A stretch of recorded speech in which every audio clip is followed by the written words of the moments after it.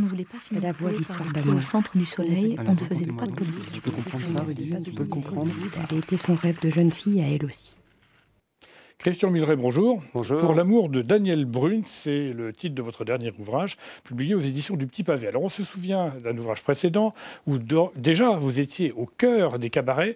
Les cabarets, c'est un petit peu un monde d'abord que vous avez connu professionnellement et puis qui vous fascine. Complètement, oui. Alors, oui, qui me fascine, oui, que je connais bien.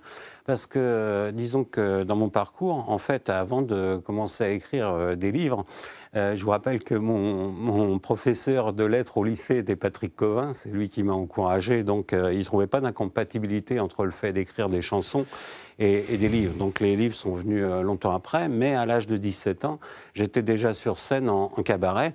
Alors, évidemment, j'étais tout jeune, puisque les gens de l'époque qui étaient déjà installés, c'était Maurice Fanon, Catherine Sauvage, des gens comme ça, qui passaient dans ces petits lieux mythiques, des fortes personnalités, et surtout avec une caractéristique, et c'est de cette époque que je voulais témoigner, c'est de la qualité de l'écriture.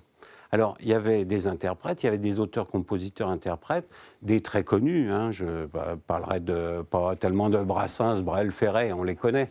Mais Cora Vauquer, Cora Reggiani, Vauquer. Alors, Cora Vauquer, tout ça, j'ai pas connu parce que je suis quand même un peu plus jeune qu'eux. Mais ça a été les pionniers. Oui, tout à fait. On s'aperçoit que ces endroits, enfin, ce style d'expression démarre dans les années 50 avec les Trois Baudets, avec Canetti.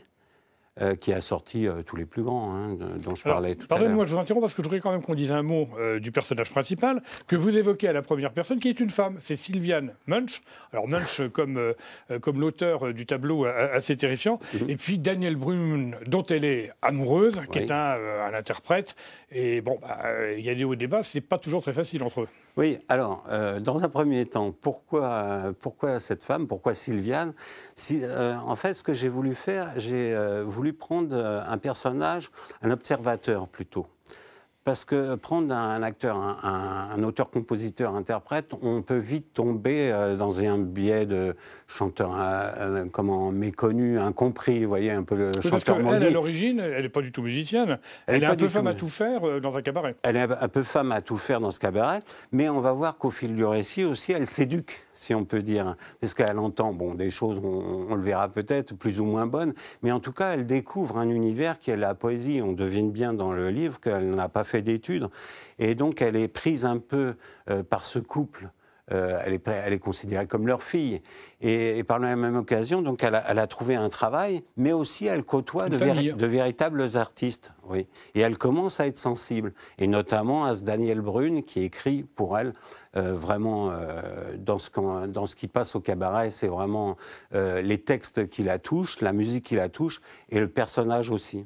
Alors, je suis un romantique perdu dans mon bois avec mes amours mortes qui craquent sous mes pas, mon passé dans ces arbres qui me montrent du doigt. Je cours de nuit, je cours de jour, je ne me retourne pas.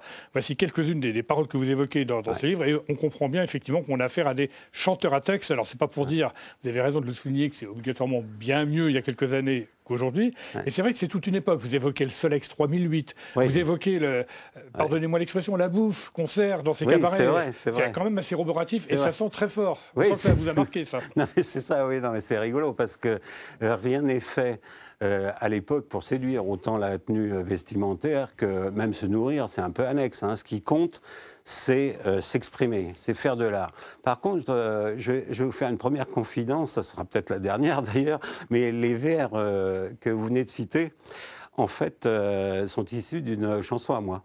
Ah, ben voilà, parce que j'en ai glissé aussi. Je vais vous dire, je l'aurais parié. Christian Milleray, on va s'arrêter là pour le moment. On va inviter nos téléspectateurs à vous retrouver sur Internet pour savoir un petit peu plus, sans tout raconter, parce qu'il y a une vraie histoire dans votre livre. Je rappelle de son titre, Pour l'amour de Daniel Brühl, publié aux éditions du Petit Pavé.